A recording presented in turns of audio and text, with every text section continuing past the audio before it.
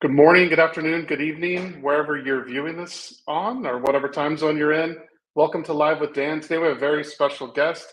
We have Reena Sooch on from Day One Strategy. I'll bring her on in just a minute. But first I want to talk about our event coming up, Question Pro X Day. I will put the link in the comments here on whatever platform you're viewing this on. And this is a user conference, not salesy, but more driven by insights and workshops and a lot of fun activities that we have planned here at Question Pro. If you want to join and you want a complimentary pass, Dan-guest will get you in. I'll put it in the comments here in a minute. But this is our event coming up on October 26th here in Austin.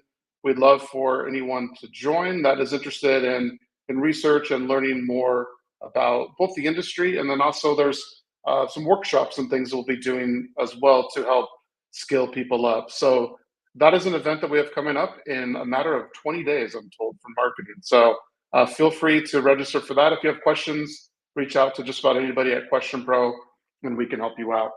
All right, without further ado, let me bring Reena here. Reena, welcome to the show. Hello, thank you for having me. Awesome. So Reena, you are a partner at Day One Strategy. Can you go ahead and just start out by telling the audience about yourself, your background, just so we have a little bit of the groundwork laid there? Yeah, absolutely. So as you would tell from my accent, I'm based in the UK, born and brought up here in England.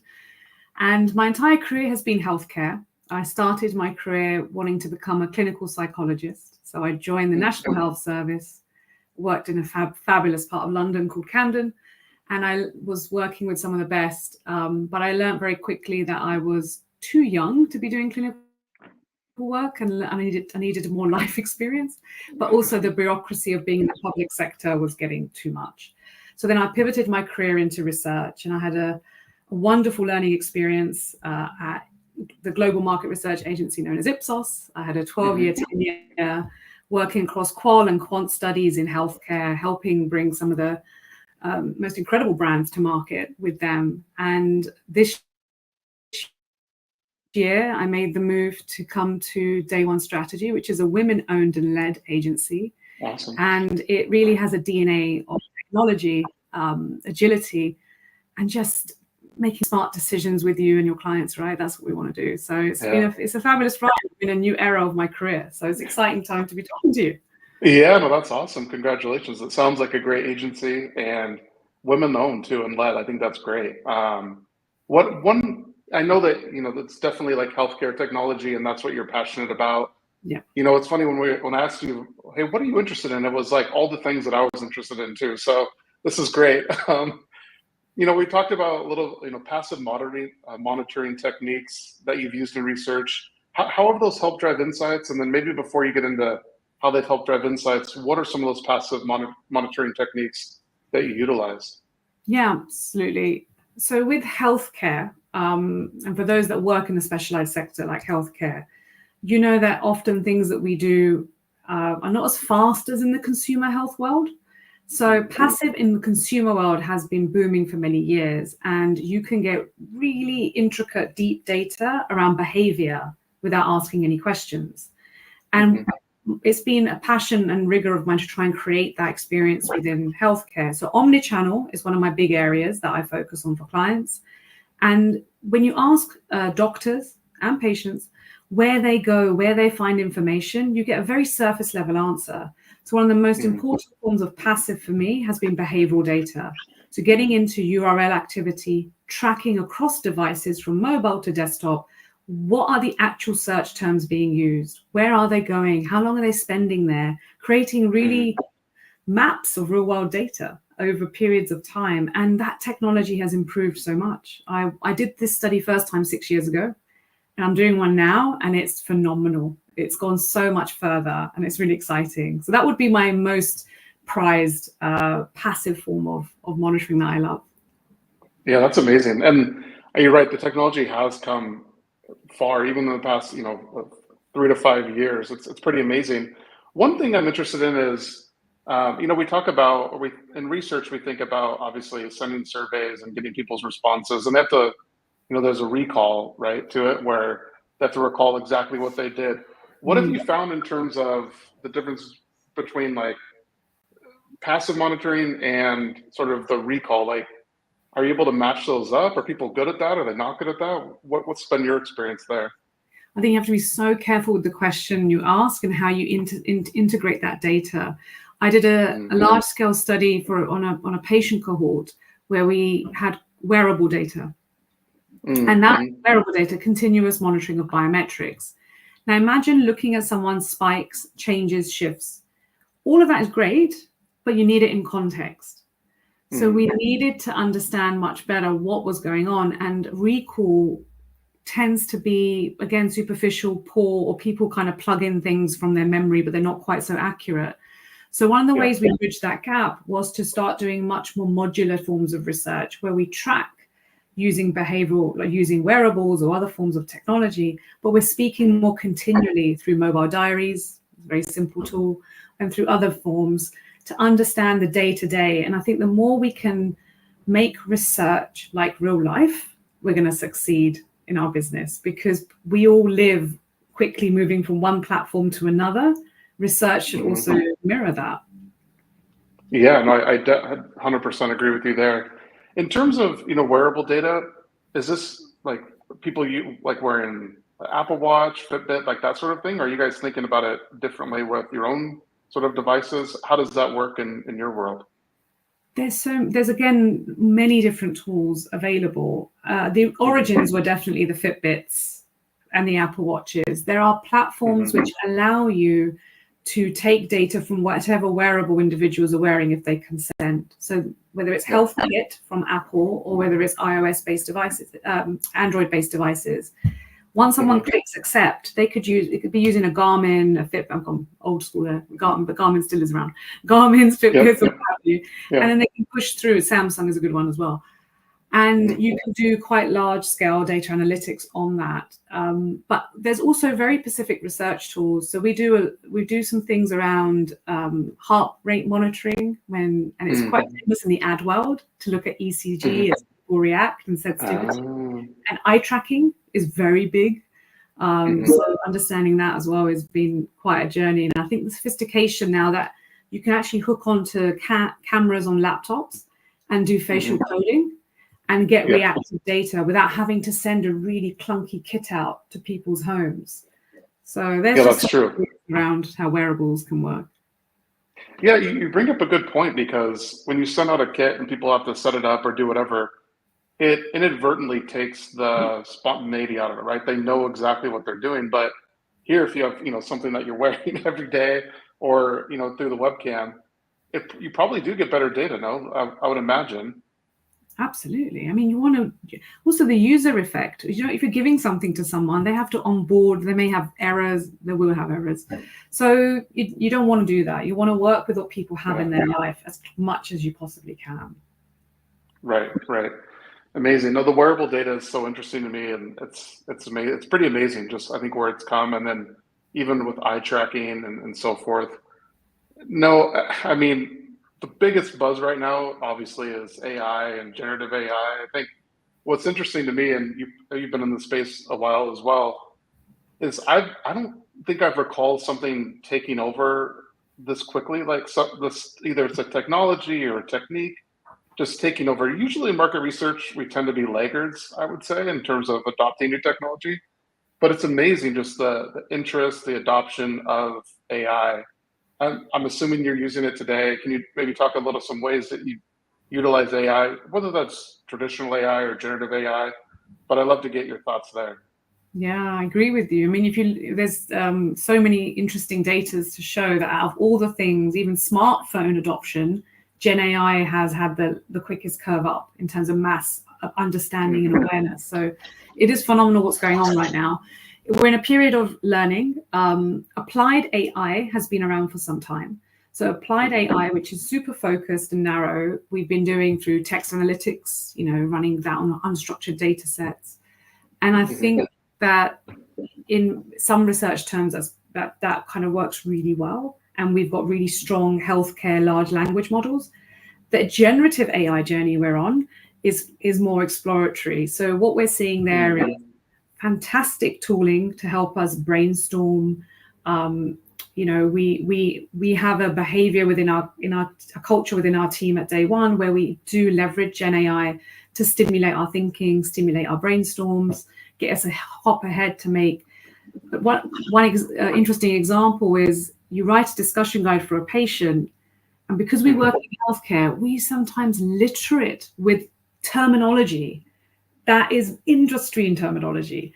So yeah, apply some parts of your guide and actually ask ChatGPT or Bard or whatever your preferred tool is, Mistral now maybe, and ask it to simplify this for me, make this really consumer friendly, and you just watch how some of that language transforms. So one is the tooling that is using it to design, but the more important part of it will now be GDPR and protection. How can we create safe spaces to plug in IP, client sensitive data, and do more with that? And so we're seeing some interesting movements around platforms which can do that really well and smart, and also synthetic respondents.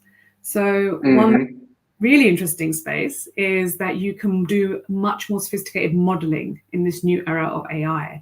So now imagine we're creating models of different segments and personas, and we're pushing them out, and we're able to, at scale, understand behavior and iterate on it. Because throughout the world in healthcare, our incidence rates have been our challenge. So AI can open that up for us in a much more interesting.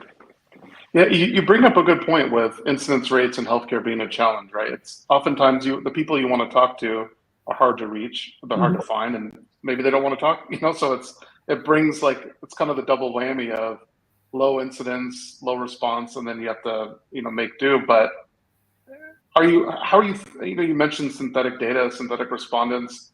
Is that something that you feel you're going all in on, or are you kind of testing it out? Where are you at in terms of adoption for synthetic data, synthetic respondents, whatever you want to call it?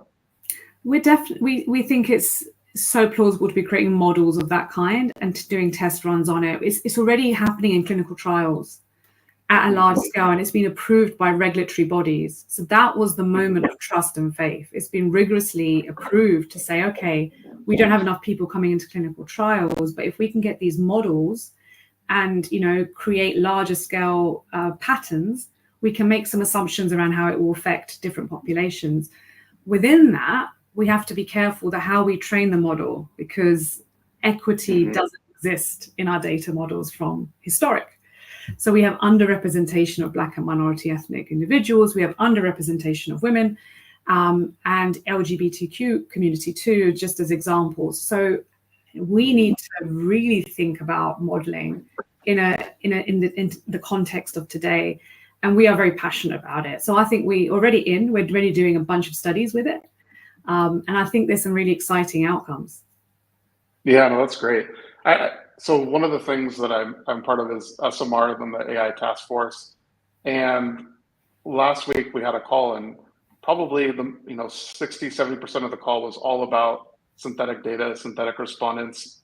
It's definitely taking a hold. And Reena, what's so interesting to me is being in research for the longest time, it was always super important that you validated the respondent, you make sure you talk with them, they're a real person. And now we're like, synthetic data might not be a bad thing, so these shifts are interesting. Maybe I'm making myself sound old in the industry too, I don't know. But no, it's true, it's true. I think it's this, I think what's happened is just been such a cultural shift. There was this real oh no, we have to verify it to this depth level. But now people are just leaning in because they can see that we're not having enough representation on panels, and that's a huge issue. So we have to move in a different direction. Yeah, no, I agree. 100%. And one argument that I think is interesting is that people often say well, what if the models get it wrong? Or what if AI gets it wrong? I'm thinking, well, as humans, we get things wrong all the time. You kind of have to accept that. I think there's some variance that you have to accept. Certainly in some, obviously you don't want that variance because it could be, life or death probably for some of these things that you're talking about. But I think it's interesting that the reliance on this to be 100% accurate when we're not 100% accurate is an interesting juxtaposition, at least in my view. I don't know if you have any comments or if it's just a No, I random thought do. that I I have. think it's all about the guardrails. I mean, I think it's even better, right? We're plowing in so much knowledge and data and guardrails as we develop these solutions and models. So that is far more powerful to me than speaking to 6 individuals over here and making a decision, or let's say 12, right? These are market level samples that you sometimes end up with. I'd much rather take historical data and model something and then still do that arm of qual, because qual is essential. I really, really feel that we will not rely fully on AI. We'll still need to do validation work, but that is where I want that intersection to happen, that we model, we create based on historical data and verified data, and then we also still go to market and speak to individuals that we are looking to cater to. Yeah, no, I love that. That's an amazing way to approach it for sure. What, in terms of, it may be hard to predict given the level of adoption and just how fast technology recreates itself. But what sort of predictions do you have, like, say, for the next couple of years for AI? Where do you think that it's headed, or any big, bold predictions there? Yeah, I think it's just such an interesting time for it. So I think we're going to have far more validated AI tools. So from comms and creative testing, we already are launching something where you can test your comms at scale using AI, and that should just become gold standard. I think we'll have far more sophisticated analytics through this, and a much better way of fusing data and finding ways to break down the barriers we've had on data silos. What's interesting to me is the development of large language models and where that's going, and how which language models are really going to be the ones that set apart for healthcare is quite key, because you're seeing the market shift and change quite a bit. And more co-pilots. There's going to be a lot more. We have to have far more efficiency in our process. So I see these AI co-pilots coming in across our work and across our processes that will mean that costs can be more streamlined, much more value can be generated for clients. And as humans, we are working to the top of our game and bringing our expertise front and center. That would be the vision. Yeah, no, I think you hit it head on there with the co-pilot, and I think everything, just making it more seamless in our day to day, I think is going to be something that we see. Even I love the examples that you gave around using it to kind of help simplify discussion guides, right? That you have all these industry terms.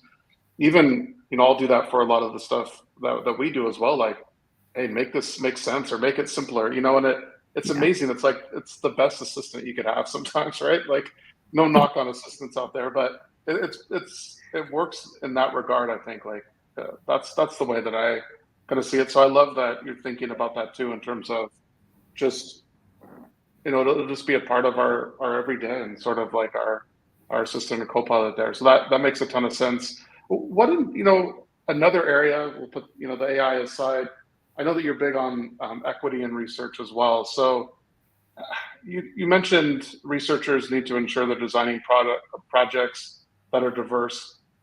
Can you kind of go into that a little bit, and maybe some things that people should watch out for when they're creating these projects?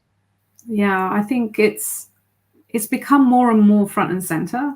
And I think even within clients, we're now thankfully proactively seeing them come with this criteria within the work that they do. There needs to be more diversification of suppliers, and that where women owned and led, I feel, it does make a huge difference into our portfolio and what we can do and what we specialize in. So one is understanding that if you're doing a project or you're creating a solution for a group which is diverse, then you should be working with diverse suppliers and vendors. That's one thing. The other element is having much more thought in how we are delivering the work that we do. So even when a client's not proactively saying it, we should have an ethos around it. So from sample design, from language design, from how we're going to then craft, if it's depending on the study type, messaging, segmentation, how are you seeping in the concept that this product and solution needs to serve multiple individuals from different generations, from different diverse backgrounds. And I think gone are the days where it was, even in the short period of time that I've, have seen a shift in imagery that's used in creative comms, and a fantastic paper on it where literally it didn't even occur to me before that none of the ads represented or looked like me, but now we're moving. Oh, interesting. That things are looking more like they are going to serve me, and I don't have to adjust to fit into the box that was created. In fact, the box needs to be broken up and come out and meet people where they are. And this is where the digital transformation hits key in working in digital health. The rise of individuals, all of us we all access healthcare. We now are at a point where we will not sustain and access healthcare in a traditional way. I want healthcare to come with me in my pocket like my banking does. So how is the traditional hierarchy going to cope if all of us move to a digital platform? And that's the juxtaposition we're in right now. And that's where diversity will have to be at the heart of it, because you're not going to win unless you have equity in what you do. Yeah, that's amazing. I mean, from all points, right? Not only in project design, but how companies and suppliers, anyone is thinking about it. I love the fact that you said, I want healthcare to come to me. I want meet me where I want to be. And you've definitely seen that shift in healthcare, right? And I don't know how much COVID helped accelerate a lot of those things. Do you think that that's a little bit of it too, where people couldn't go to the doctor because they were at home, or they didn't want to get sick, or the doctor were flooded, but you saw this telemedicine, or viewing it on the screen or on the apps. I think that really helped accelerate things too. I completely agree. I saw a huge change in shift. I mean, I've been working in tech in healthcare since 2014. And there were things happening, but the seriousness really ramped up as COVID kind of took reign. So virtual care, regulation changed overnight. Regulatory and policy is the biggest barrier. Payment models are the biggest barrier. If we solve those, tomorrow everybody will have far better access to care and fantastic solutions in their hand. And I feel that has really, the conversations become far more mature. I've also really loved seeing companies who own social media channels take more responsibility in how they handle public health messaging, how they handle misinformation, and the sophistication they're now bringing to helping clinicians come up, patient influencers come up and be more of a voice, because social media is having a huge shift on particularly on consumer health. Pharmacists are saying, people come in and say, I want this, and it's purely been influenced by things they're seeing on their phone. So it's an interesting time. It is very interesting, very interesting. I'm sure it'll only get, things will change as they normally do, and hopefully for the better. So awesome. Well, Reena, hey, thanks so much for joining me on the show today. I really appreciate it. Great insights, great conversation. And for those that want to maybe follow you or know more, is LinkedIn the best place for that, or? Definitely. Yep. I'm on LinkedIn. So please do connect and follow. And I often try and share insights of the work that we're doing, and digital health in particular. Awesome. Thanks so much, Reena. Really appreciate it. Thank you, Dan. Thank you, everyone. All right. Bye-bye. Bye.